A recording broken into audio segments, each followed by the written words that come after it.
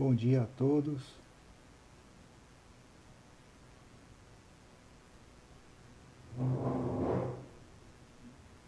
Bom dia a todos. Estamos iniciando mais uma transmissão ao vivo do nosso Evangelho no Lar, do Quinta de Luz. Sejam todos bem-vindos. Se houver algum problema de sinal, de áudio, se o áudio estiver baixo, me avisem aí, por favor. Bom dia. Bom dia, Laura. Bom dia, Fátima. Bom dia, Adriana.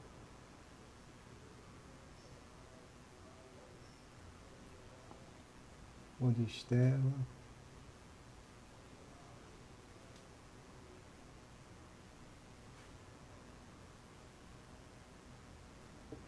Bom dia.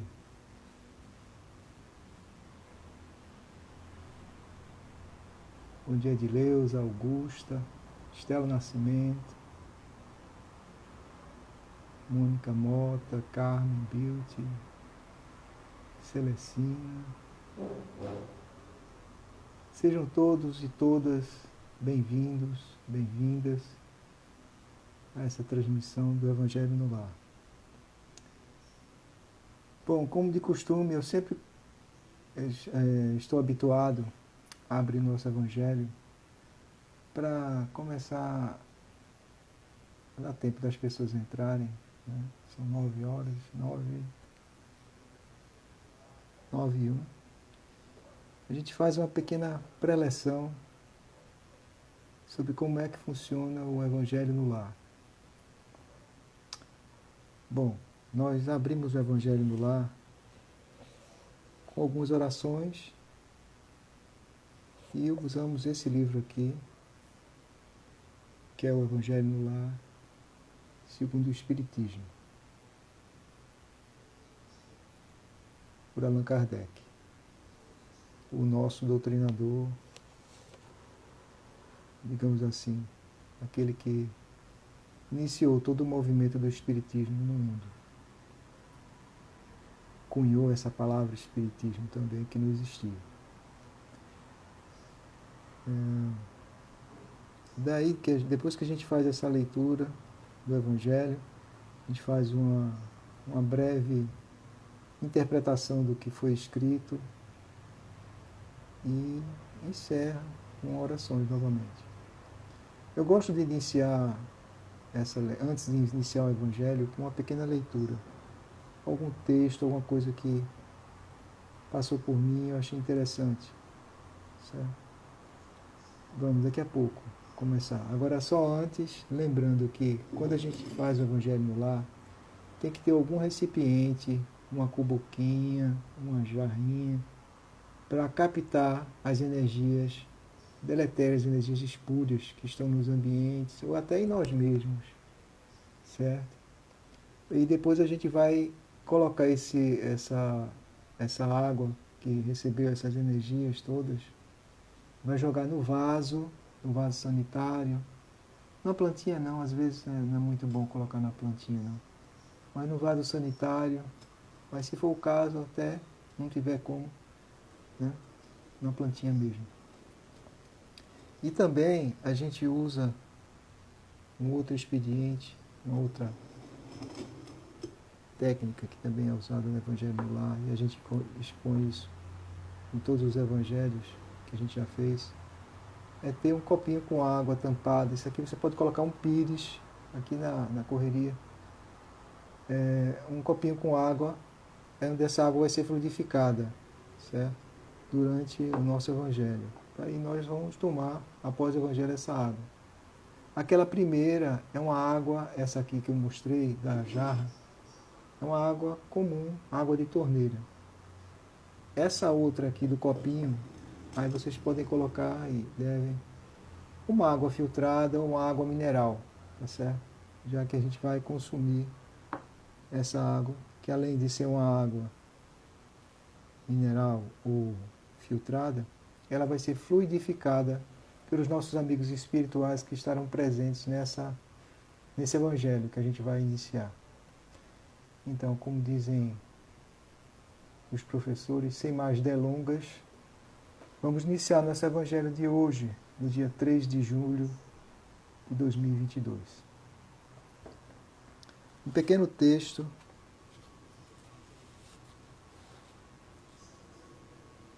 de André Luiz. Esse texto foi psicografado por Chico Xavier, está presente no livro Ideal Espírita, e ele se chama Fé e Caridade. Dizem que toda pessoa de fé viva sofre incessantemente nas obras da caridade em nome do Cristo. No entanto, vale explicar por que isso acontece. Espíritos pessimistas aceitam a derrota de quaisquer iniciativas antes de começá-las. Egoístas moram nas próprias conveniências. Tíbios desrespeitam as horas. Frívolos vivem agarrados à casca das situações e das coisas. Levianos esquecem compromissos. Oportunistas querem vantagens e lucros imediatos. Vaidosos desconhecem propositadamente a necessidade dos outros. Impulsivos criam problemas. Toda pessoa, porém, que confia no Cristo é, consequentemente, alguém que procura servir, assimilando-lhes exemplos e lições, e por isso mesmo é indicada por ele ao trabalho do bem, de vez que chamar preguiçosos e indiferentes não adianta. André Luiz. Bom, então o trabalho de caridade envolve esforço, e a fé caminha com a caridade, como a gente já leu até algumas vezes no Evangelho. Quem já pratica o Evangelho em casa, tem algumas passagens do Evangelho, segundo o Espiritismo, que fala sobre isso, fala sobre a fé e a caridade. Depois vocês podem revisitar esse texto ou algum assunto pertinente a isso no Evangelho, procurando no índice. No final do Evangelho tem um índice remissivo por assunto. Aí você vai procurar nele, vai encontrar um local bem apropriado para tirar as suas dúvidas. Outra coisa, nesse Evangelho aqui, nessa edição, ele tem também como a gente pode fazer a prática do Evangelho no lar. Nas últimas páginas desse Evangelho aqui. Eu vou ler aqui só um pouquinho, só o início, onde ele fala sobre os principais motivos para fazer o Evangelho no lar. Não sei porquê, eu nunca fiz, mas vamos fazer hoje. Primeiro, estudar o Evangelho à luz da doutrina espírita, possibilitando assim sua melhor compreensão. Procurar viver esta vida que nós vivemos agora, atualmente, segundo a vontade de Jesus, nosso Mestre. Criar nos lares o hábito saudável das reuniões evangélicas. Portanto, não da forma que eu estou fazendo agora com vocês, eu estou sozinho aqui nesse ambiente, mas a ideia do Evangelho é ser um ambiente familiar. Então, daí o Evangelho no lar, você juntar as pessoas que, claro, que queiram, ninguém vai forçar ninguém, a aderir, né, a esse movimento. Despertar o sentimento de fraternidade e união entre os participantes. Desfrutar de momentos de paz. Higienizar nosso lar com pensamentos e sentimentos elevados.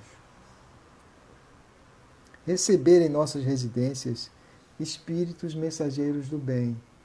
Então a gente está proporcionando um ambiente de paz para nós mesmos, para aqueles que são os mensageiros do bem e também para aqueles que estão conosco nessa caminhada e estão no aprendizado, estão aprendendo como é que a vida na Terra encarnada ela se desenrola, até porque eles vão ser espíritos que vão reencarnar. Então eles estão aprendendo. Então é um momento de aprendizado também, né? Aprender e fixar os ensinamentos do Evangelho para oferecer a outras criaturas. Olha o que eu falei. Conseguir no lar e fora dele o fortalecimento necessário para enfrentar as dificuldades materiais e espirituais que surgem em nosso dia a dia. Então, a gente faz o evangelho no lado, quer dizer que a gente está blindado? Não, tem o lado da gente. A gente tem que trabalhar também o nosso lado. Entendeu? Vamos em frente. Despertar nos participantes o ensinamento de Jesus, que pede para orar e vigiar os pensamentos. Orai e vigiai. Elevar o padrão vibratório de todos, contribuindo assim para um mundo melhor. Então, esses são os principais motivos para fazer o Evangelho no lar. Quem gostou, quem se sentiu motivado, pratique. Fora esse dia que a gente está fazendo agora, ao vivo e em cores, a gente pode fazer também num determinado dia. A gente escolhe um dia, o melhor dia que seja perfeito para aquela prática, para a gente fazer o Evangelho no lar. E aquele vai ser o nosso Evangelho no lar. Um dia onde a gente pode chamar a família, se juntar à mesa, e da mesma forma que eu mostrei aqui, vocês podem praticar. E naquele dia o Evangelho no lar da sua família. Certo? Um melhor dia, um melhor horário para todos. Bom, agora vamos começar o Evangelho. Então vamos fazer umas orações iniciais. Inspirando pelo nariz.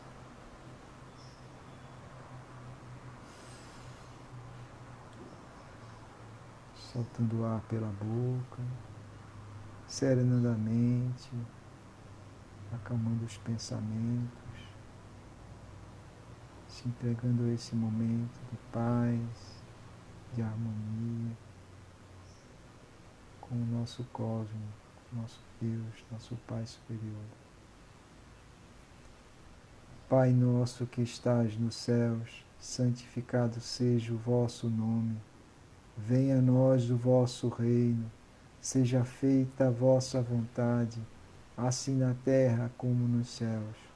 O pão nosso de cada dia nos dai hoje e sempre. Perdoa as nossas dívidas, assim como nós perdoamos aos nossos devedores. E não nos deixeis cair em tentação, mas livra-nos de todos os males, pois teu é o reino, o poder e a glória para todo sempre. Que assim seja, graças a Deus. E agora, vamos honrar, vamos agradecer àquele que está sempre conosco, nosso anjo da guarda, trabalhando incessantemente pelo nosso bem. Santo anjo do Senhor, nosso zeloso guardador, Deus a ti nos confiou e nos confia a piedade divina. Sempre nos rege, nos guarda, nos protege, nos ilumina. Hoje e sempre, graças a Deus. E assim, damos por iniciado o nosso Evangelho desse dia. Vamos fazer uma leitura aleatória desse livro, o Evangelho segundo o Espiritismo, onde foi condensado pelo nosso irmão hoje, chamado Allan Kardec.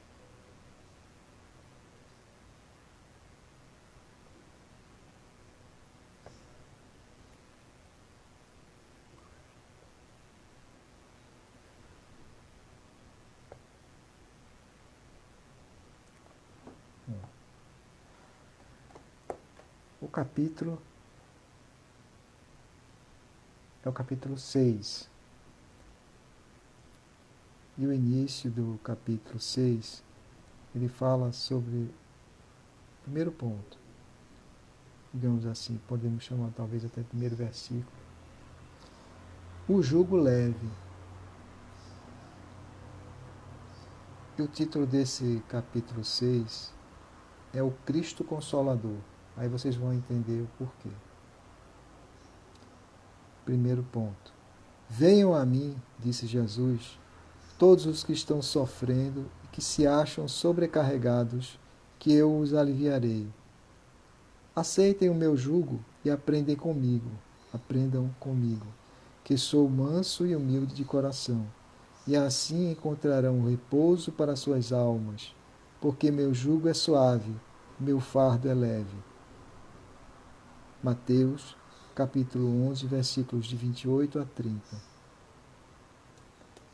Todos os sofrimentos, misérias, decepções, dores físicas, perdas de entes queridos, etc., encontram sua consolação na fé que possuímos no futuro e na confiança que temos na justiça de Deus.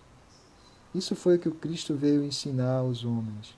Porém, para aquele que não espera nada após essa vida, ou que simplesmente duvida, as aflições pesam muito mais e nenhuma esperança vem suavizar sua amargura. Foi isso que levou Jesus a dizer: venham a mim, todos os que estão sofrendo e que se acham sobrecarregados, que eu os aliviarei. Entretanto, Jesus coloca uma condição para a sua assistência e para a felicidade que promete aos aflitos. Essa condição é a própria lei por ele ensinada, ou seja, a lei do amor e da caridade. Tão simples, simples assim, a lei do amor e da caridade. Seu jugo é a obediência a essa lei, mas esse jugo é suave e essa lei é leve, pois ele apenas impõe como dever segui-la. O Consolador Prometido. E agora vem o nosso irmão chamado Espírito da Verdade, Paris, em 1860, pronunciar essas palavras. Se me amam, disse Jesus, siga os meus mandamentos, e eu rogarei a meu Pai para que envie outro Consolador, para que fique eternamente com vocês. Então, o primeiro Consolador foi Jesus. O segundo Consolador, nós vamos descobrir quem é agora. Será o Espírito da Verdade, a quem o mundo não pode receber, porque não vê e não o conhece. Mas todos o conhecerão, porque ele estará sempre ao lado dos homens. O Consolador, que é o Espírito da Verdade, que meu Pai enviará em meu nome, ensinará todas as coisas e fará com que vocês se lembrem de tudo o que eu já havia falado. Isso está presente no Evangelho de João, no capítulo 14, versículos de 15 a 17 e do 26. Jesus promete um outro Consolador, é o Espírito da Verdade. Ele tinha sido o primeiro, agora o segundo Consolador se chama o Espírito da Verdade, prometido por Jesus. Que o mundo ainda não conhece, porque não está maduro para compreendê-lo. O Consolador que o Pai enviará vai ensinar todas as coisas e vai relembrar o que o Cristo disse. Se o Espírito da Verdade deve vir mais tarde, ensinar todas as coisas, é porque Jesus não falou tudo. A lógica.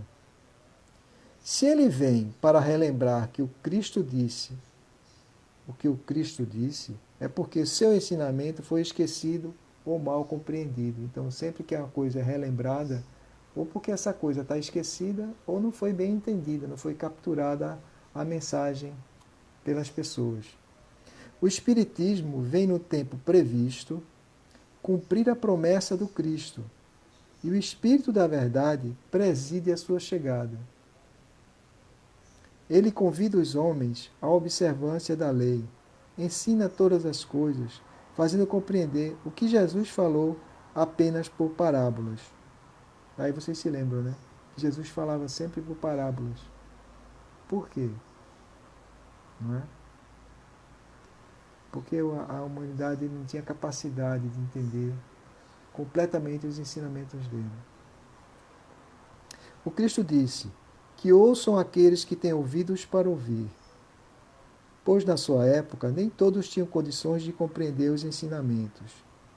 O Espiritismo vem abrir os olhos e os ouvidos, pois fala de forma direta e objetiva, sem figuras ou alegorias, sem rodeios.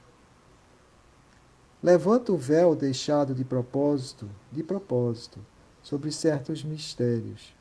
Vem finalmente trazer a consolação suprema aos deserdados da terra e a todos aqueles que sofrem, fornecendo uma causa justa e um objeto útil a todas as dores. Lembram das dores que foram faladas no começo? O Cristo disse: bem-aventurados os aflitos, pois serão consolados. Mas como alguém pode sentir-se feliz por sofrer, se não sabe por que está sofrendo? O Espiritismo mostra que a causa do sofrimento está nas existências anteriores e na própria destinação da Terra, onde o homem sofre as consequências dos atos que praticou no passado.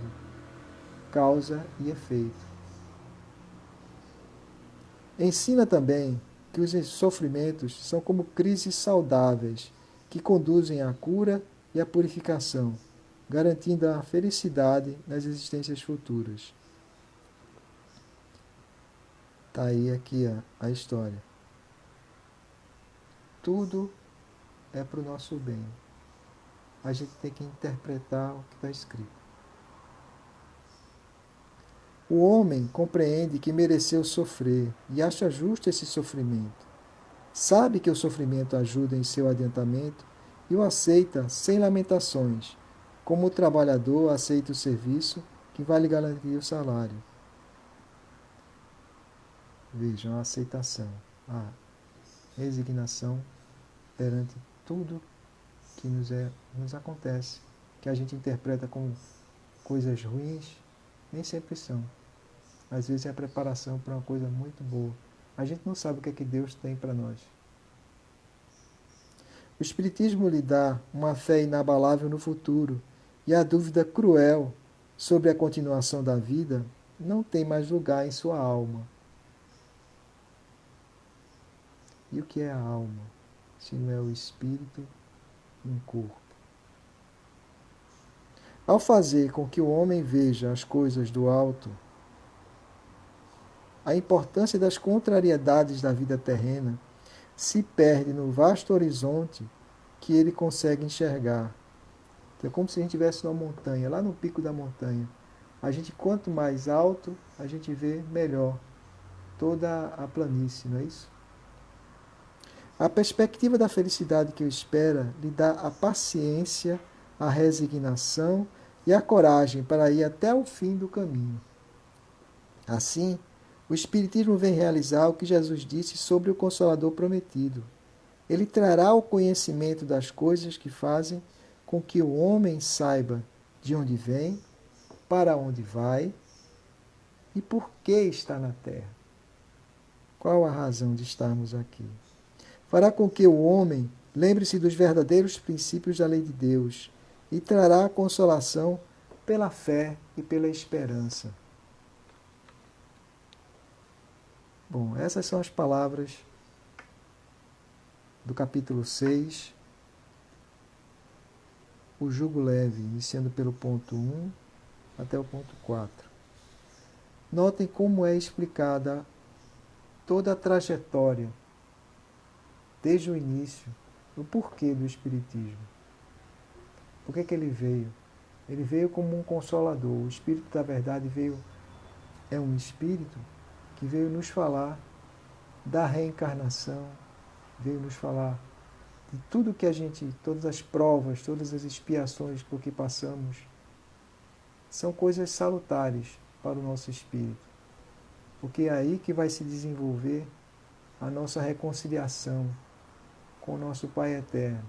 Porque no nosso plano de reencarnatório, a gente tem um plano reencarnatório. Antes da gente vir para a Terra, para uma nova vida, acreditamos que existe uma planificação, uma planilha, uma forma didática de pensar seria essa.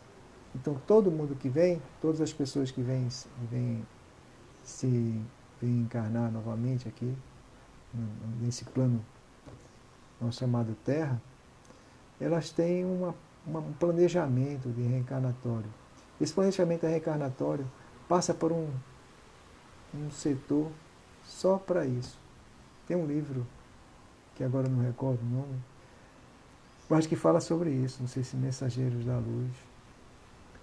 Mas muito interessante.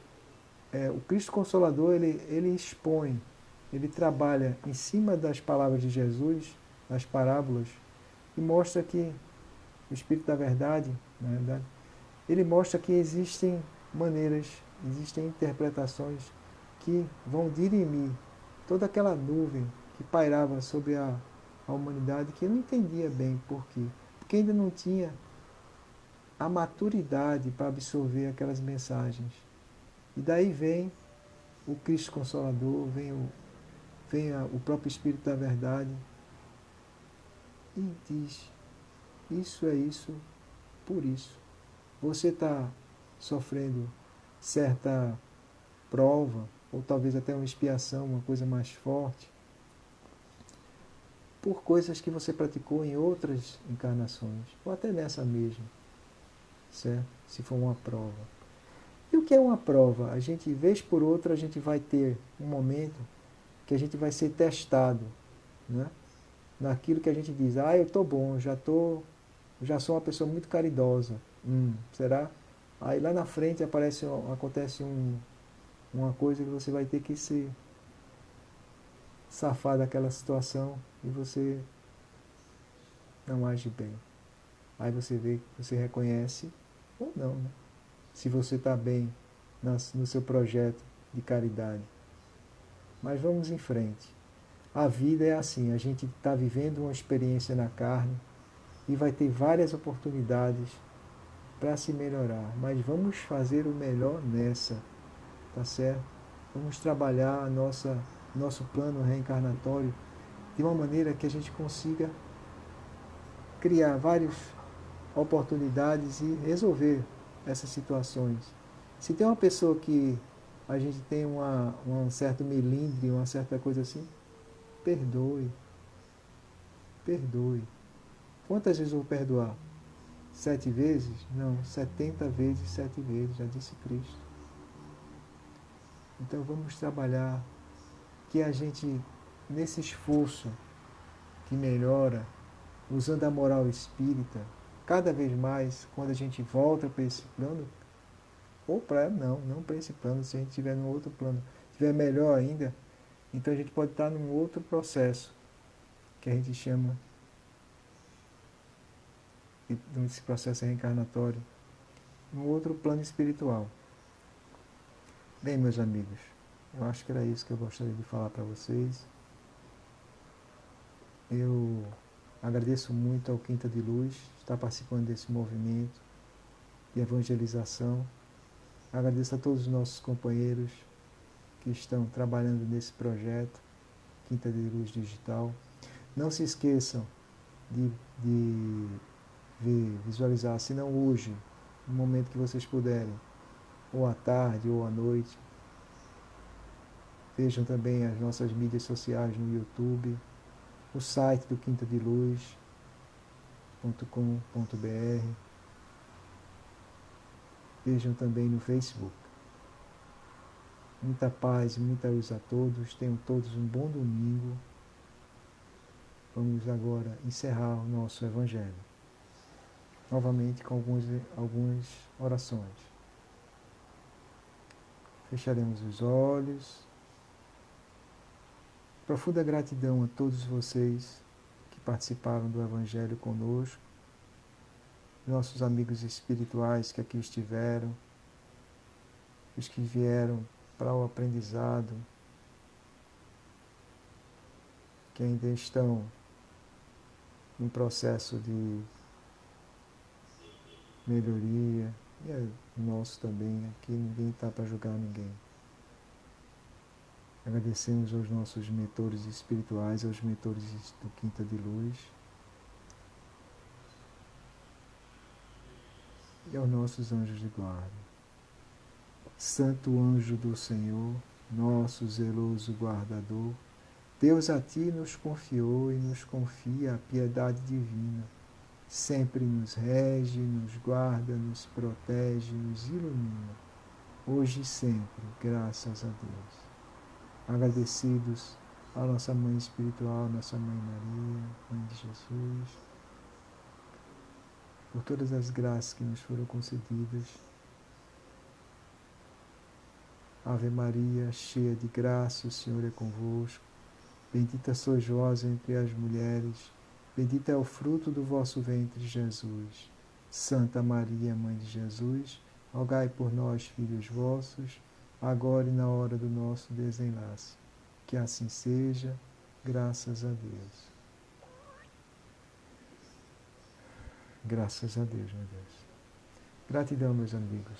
Muita paz e muita luz a todos. E agora, chega o momento de tomarmos nossa água. Paz e luz.